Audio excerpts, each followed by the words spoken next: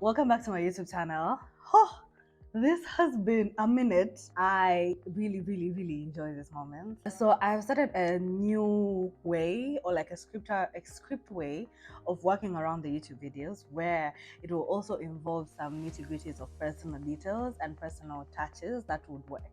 So the first thing is, how have I been? I came off a Sauti Sol concert yesterday, and I'm psyched. It was very fun. It was so fun. I am literally not the type of person who would go out at night. I don't enjoy the nightlife. I don't drink. So literally I would just be a boring member of the community if I go out at night. But I have made exceptions all the time with Sauti Sol. And yesterday was chef's kiss, if that's what that is used like. But yesterday was like so fun. I don't think my voice is still. I feel like my voice is still recovering. It will take a minute before my voice gets back to like normal, because that was fun. That was like great. That was like deep fun. I have sung out of my voice. I think I know all Sauti Soul's songs. Yesterday I realized I don't know one. I think it was like very Yazamani Sana, and that's the only thing that I couldn't sing along. But everything else from like start to end. And then so the funny part was it was supposed to be Sauti Sol and Harmonize. My idea, I thought Sauti Sol was going to be the last one performing, because we're all here for Sauti Sol. But then apparently they kept Harmonize the last person to perform. I don't have any problems with Harmonize, but I just don't think I relate to his song as much as I relate to Sauti Sol. So by the time Sauti Sol was done, I was also done. Like that was where my money ended at. But I had the most exciting time. So I think for me today, I'm the most finest I can be. Like very fine. I am actually amazing. Perfect. So the next question will be, how have I been? How have you been for the past few weeks? And I am grueled into work. Like I have a lot going on. I have maybe one of my biggest campaigns during this timing, so it's overwhelming. It's stressing, because you have to follow up with different stakeholders and everything has to be online, and working with people is just working with people. So it's been it's been kind of stressful, but I think I'm not managing it well, because I wanted to say I think I'm managing it well, but I'm not managing it well, because basically what happens is whenever I get a minute to sleep, I use it. Whenever it's Sunday, it's Saturday, I get time to sleep, I use that time to sleep, because where it's just a lot is happening. But I believe that I'm going to come out of this alive, and I'm going to come out of this with like a lot of lessons. So it's like time where I like seeing myself grow. You know, when they tell you how you're growing a thick skin, but then you actually see it when this thick skin is growing. That's what I'm going. I'm going. That's what's happening in my life right now. The other question is, what books are you reading, or what I'm reading currently? Here is the book that I'm currently reading, and it's called The Courage to be Disliked. It's written by someone called Ichiro Kishimi and Fumitake Koga, and it's basically, let me show you. It's literally conversations, and it's written in terms of conversations. So you see, the philosopher, youth, like all the book, that's how it's written. And it's like coming out and talking some of the ideologies that we had. You see, something like trauma, you can say like, oh, I have not succeeded 1 2 3 place in life. This side of my life is not going well because I had trauma growing up, yada. And Adrelian psychology says no to that. Like really, that's just very much on your own expense. You have not done 1 2 3 because you have not wanted to do 1 2 3, but it's nothing to deal with your trauma. So it's such an interesting book, and I have not yet reached to a place where I can relate to The Courage to be Disliked. Like I feel like most of the chapters and everything that I've read have not gotten me to be disliked. I'm like, oh, these are like, where, which part of this do I get signed to be disliked? I don't think that's where I've arrived yet. Um,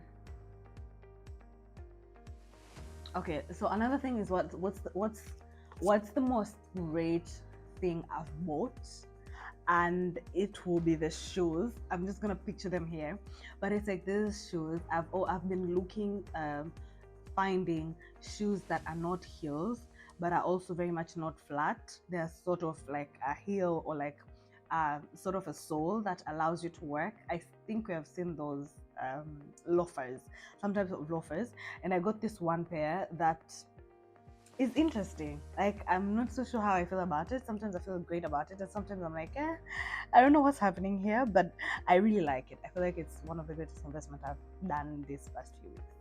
Another one, the last one, is a podcast. I've been listening to this new podcast. I'm just going to add it here, but it's like the first conversation that I heard about was targeting in a different direction, and I think I'm just obsessed with Kenya as a country, Kenya with these people, Kenya, the people, like content from Kenya. And this, after realizing this, I've just been binging on some of the different stories from the Kenyan aspect, and it's interesting. As the headline suggests, I'm about to be 30.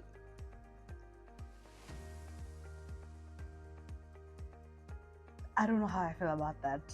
In my head, I'm still a young child. I'm still a kid. I need mothering. But I'm about to be 30, and I thought this is like the right time for me to talk about actual experiences and what I've taken from my 20s. And considering that the time that I arrived 20 was like literally 10 years ago, it doesn't really make sense. So by the time I was 20, I was in uni, because I entered uni when I was 18, 19. So 19, 20, 21. So by 20, I was in uni. It's been over how many years since I finished uni? I'm actually an old woman. But so here are experiences that I've had from my 20s that I think most people are going to benefit from. If you're in your 20s, yeah, this is where you should come from. The first thing is on personal growth and discovery. I don't know how to tell you, but by the time you're 20, you still don't know yourself. You don't know most of what is happening. You don't know what's happening on your body. You don't know what these feelings are. You don't know how to feel about it, because I think I have been I've been feeling so insecure and everything about this part. I won't say what it is, but this part of my body, and like how I look. I've hated most of my body for the longest time, until I came to a place where I now started enjoying and being confident in my body. And I think I'm now at a place where weight doesn't really bother me. I work out because I want to be healthy. I work out because I want to experience the most healthiest version of myself. But it's nothing again on weight, and I think it has taken me quite a time to like come to an experience and say, you know what, I'm comfortable in my own body, and I'm comfortable with who I am. I'm comfortable with the way I am, because otherwise you just find yourself trying to be like this, trying to be like someone. And the bad part is that we're at a generation where there is so much access to information that it's even not fun. Like, it's really not fun, because one minute you're enjoying your body, and then the other minute someone tells you how I think the part of your shoulder is not so nice, so you should now start, there's a way of how you can work out and make the part of your shoulder not look bad and all that jazz. And I think it's just not feeding you to the right direction. So loving your body is like the first thing, but then also understanding the habits that will actually grow you than normal habits that would drain you.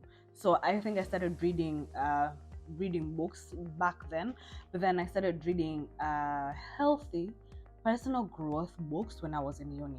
So since then I started very much into self-help books, until it came to a point where I was like, too much self-help. And I'm not so much into self-help, but more knowledge books these days. Again, the knowledge that I got from self-help back then still works to me until today, because as much as, yes, you would fall and have an understanding of actually where to go back and how to get yourself, because of all this personal growth knowledge that you already have. So that bit really worked better for me. Another thing that I think I learned from my 20s is I don't know how to put it, but you're born as an empty page. So you're born as like an empty sheet, an empty paper, and whatever people keep on telling you, whatever happens, whatever keeps on happening, it just keeps on drawing on that empty paper, and the paper keeps on being dirty, and it keeps on being dirty on whatever thing. So whatever is kept on you, how to eat, how to look, how to walk, how to everything is just kept on you. And then it reaches a point that I think you have to measure what you need and what you don't need. And in terms of what you need is structuring the actual life that you want. Mimi kama Dorini, what do I actually want? What do I actually like? I'm kept in this earth not just to be like a normal person or not just to be like every other person, but there are exact things that I want for myself. So what are those things, and actually putting them in a way that would work for you? Because by the time you're in your 20s, it's when now you realize there'll be a point that high chances it'll be also time to move from home. So within my 20s, I did uni at Indar. So most of the time I used to go home by the weekend. And then just after uni, I went straight to law school. So again, I was still in Dar, so it was so much at home. And then after law school, the year after law school is when I got a job and had to move all the way to Arusha. Now it was not anything about family anymore. I had to move and start taking care of myself. So again, that's where you start perceiving things on the way that you want them. So obvious, your mother wakes up in the morning and tells you you have to do chores, yada yada. But when you start living alone, is that what you want? Or do you want to spend your energy in the morning on something else, and then in the evening is when you do chores? So I think all these decisions, you'll have to make them, and you'll have to get used to them during this period you're 30. And you don't have to just go about what everyone else is doing just because everyone else is doing it, but you just have to structure it in a way that works for yourself. The second thing is on career and your professional development or your professional career progressions. And here is where, I don't know, by the time I was going to uni, I did not know what I wanted to do in university. I knew I wanted to finish Form 6, I knew I wanted to go to uni, but I didn't know exactly what I wanted. So when I got to uni, before I went to uni, my mother just got me to like this. So I wanted to become, okay, here's the funny story. I wanted to become, not funny though, I still want to be, I wanted to become an ambassador. And I wanted to become an ambassador because of Asharo's Media, right? So I wanted to go and study something called public relations from either UDSM or like a university that was somewhere around Kurasing. And then all this time, my mother just wanted someone influential to like have a thought or to like tell me what it takes to become an ambassador. So I went and met this old man, Mzelukwaro, rest in peace. I went and met Mzelukwaro, and then he sat me down. So he was an advocate. He was an advocate with his own law firm, successful advocate, yada yada yada. And he kept me down and started telling me how. So you want to be an ambassador? Tell me more.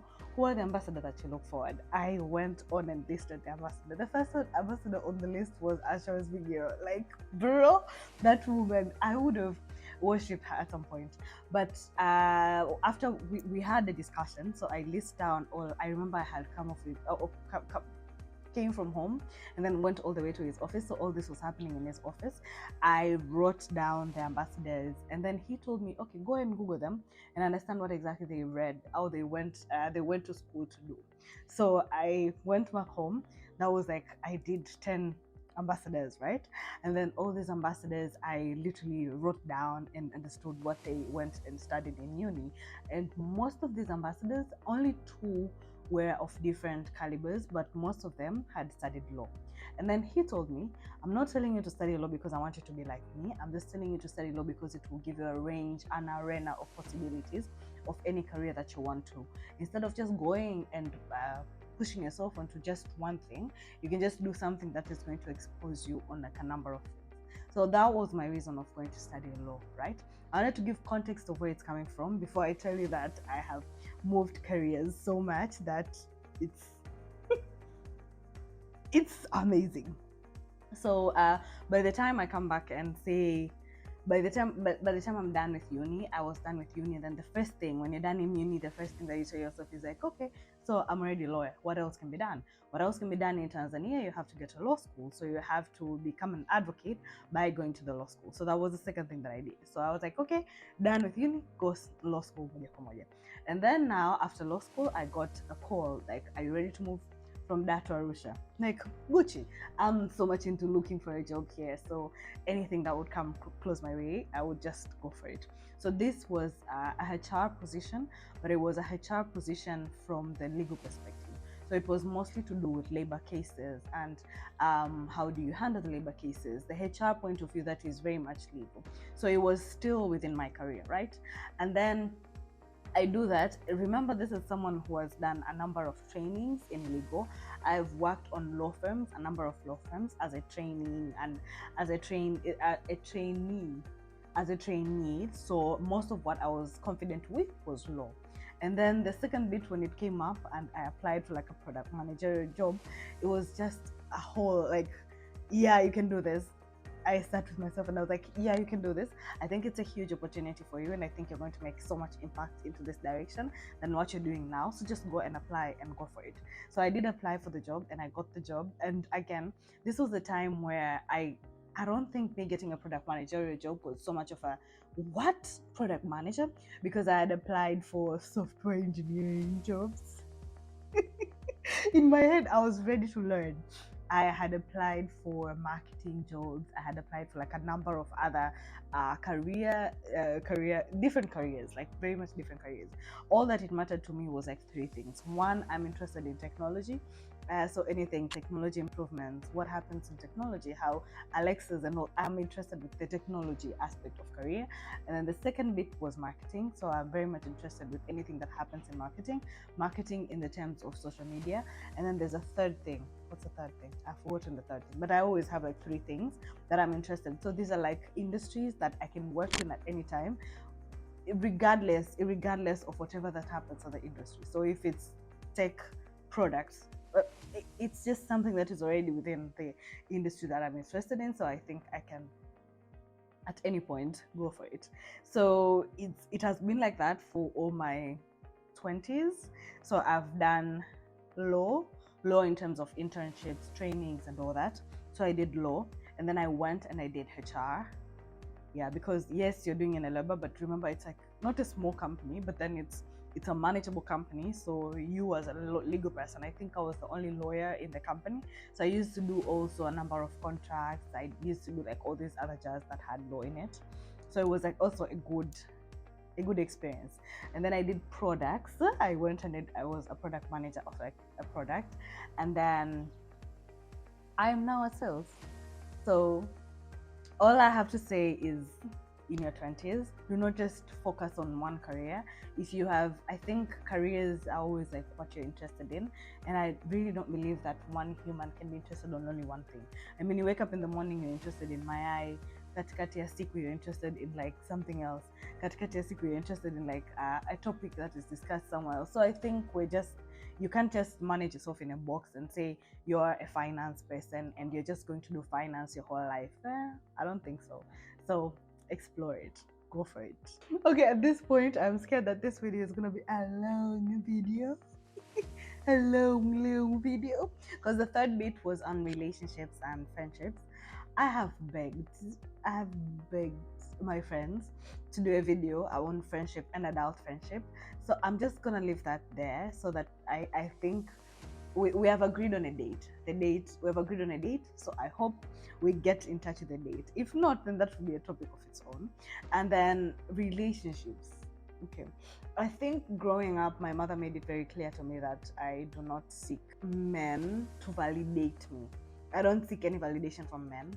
So most of my 20s actually has been me being single. The only time I dated was when I was in university.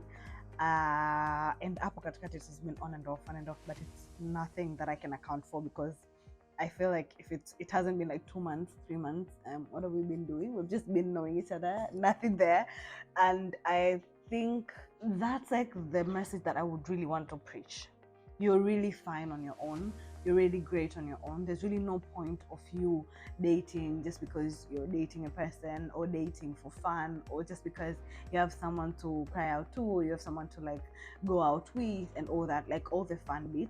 I think dating has to be more, it has to be meaningful. It has to be a partnership. It has to be someone you're actually enjoying, engaging in life. It has to be someone who is inspiring towards that direction.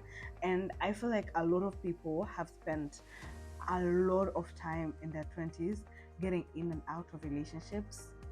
I can't relate. That really hasn't been me. I don't know. We have just not been doing that. And I hope more people could seek solace and happiness and contentment in being single. Trust me, most of the kuanzia miaka 20 mpaka miaka 29 now, I don't know, have I been in a relationship that's past 2 months? No, because I dated someone for 6 months when I was in university. Yeah. Wait, doesn't that talk more about your commitment issue? But no, guys, I think it's just been, I don't know how to date just because we're dating. I don't know how to go into relationships just because we are in it. I just want it to be meaningful. I just want it to be long term. I just want it to be a partnership. I want it to be more, we have to feed each other. There's nothing about we're here for fun. It is we're here. Life is fun, yes, but it is meaningful when it is in different interesting situations and things are happening on a daily basis. I want us to be cooperative and engaging each other that way. I think most people have dated in their 20s and they have gotten married and they have met like life partners in these people. That hasn't been me, and it hasn't been me because I've not been picky, but I've just been cautious of who I share my energy with. And please take from that what you can. Do not listen to me when it comes to relationships. That's all I can say, because I don't have any experience. I don't. Next to be on financial management. Listen, everything that is revolving around this world is on finances. On kila kitu that is revolving, high chances it's on finances. You're just better off to learn about finances as soon as you can. Like, just do it chap. I think the last video was all on personal finance, so I think I've very much shared everything I get to know on that. But I feel like it's like such an important topic and a lot of people don't put so much energy in it, and I would really love to answer anyone's questions on personal finance. I think the earlier you learn about it, the easier it becomes.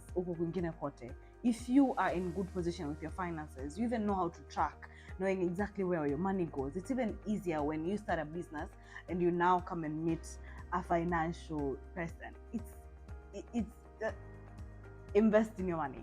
Invest time, energy, resources. Put some good things in your finances. Track them well. Budget. Start buying shares, buy UTT, buy CUA stocks as early as you can. The other thing that goes hand in hand with finances will be setting your goals. There's just something about you having something you look forward to by the end of the year, by the start of the year. It just gives you, it's like waking up on a Monday morning and you actually don't know how your day is going to be. I think you just need to plan your day early on and understand that with you planning your day, it is the same way with you planning your month. It's the same way with you planning your quarter. It's the same way with you planning your year. It just gives you some sort of a direction, how-tos, where you're going, where you've come from, what you've been able to achieve and succeed during or before or after you learn or you have this and this and this. I think it's as easier as just becoming more constant, like treating yourself as a company. You see how companies do quarterly analysis. They do audit report by yearly. They by quarter, by monthly. They do biannually. It's the same way with your life. You just have to treat it on the same way. This and this and this and this was what I wanted. Spiritually, financially, career-wise. How am I going? Where exactly do I want to go? Where do I see myself in like 5 years? Where do I see myself in 6 years? Where do I see myself in 10 years? What exactly am I expecting to see in those years? waking up every morning and sleeping every night, running towards like what exactly do I want to see accomplished, like where exactly do I want to go. It's just mind revolving. It makes you targeted, focused, understanding exactly where you're going. And I wish someone would have told me when I was in my 20s that start setting goals, start setting actual real goals. Give yourself timelines. Do this with the timeline. If you're starting a business, then start a business and tell yourself this is the timeline. If it doesn't work, then I'm out of it. It just works better. It works better that way. I think there are a number of businesses that I had done in my 20s that if I had given myself timeline, then I'll be able to see that this actually worked, this one did not work. And it's easier to work on it that way than just to assume and not have goals, not have expectations, not have what you doing. Second last thing, because before I go to mistakes and regrets, is travel. I got this very late on my 20s because I've literally started traveling when I'm 28, and I think I would have started earlier because what they tell you about if you choose the singlehood, if you choose being single, do you choose? Men choose. Do we choose? Doesn't someone have to come to you? But if you're in this direction, it gets hard to find activities and ways to not feel lonely or like you're not dating or something is happening with you. And also, you get to learn so much that is above and beyond you if you travel. And it doesn't have to be like you've traveled to South Africa, you've traveled to American, you've traveled to those other places I've traveled to for the past 2 years. It feels so nice. It feels so mind-boggling. It just feels mind-blogging. What's that? Mind-boggling. That's the word I was looking for. It feels so. I've gone to places, and I think that's what traveling always does to me. I would go to places and realize that the world is just too big for the problems that I have. The God I believe in is just too big for whatever that's going on with me. Whatever I've just like a box, you keep on staying at the same place to an extent you just form a triangle. You come out of you wake up in the morning, go to work. So it's like one way. You finish work, you go, let's say these days I have French classes, so I go to French classes, and then I finish French classes, I come back home. That day is over. I wake up in the morning, it's again another triangle. And then in weekend, I would expand the triangle one bit way, and I would go to church, and maybe I would go back home and say hi to my parents and everything. And then on weekend, I would maybe go to brunch, and that's it. But then imagine how many things you're missing out just because you have not traveled to like 100 kilometers away from you. You just don't even know what an exact person who is in, let's say, Buhongwa or is in Kigoma lives like. And you see a number of creators these days that are opening up with traveling internally and how much it even takes for you to travel internally. It's just the fact that you have endured into a trip and understanding and being present. Listen, it's really not about going to the spaces and just taking photos. It's going to the spaces and immersing in the culture that's going on there, immersing, is that the right word? But just being present right there, right then.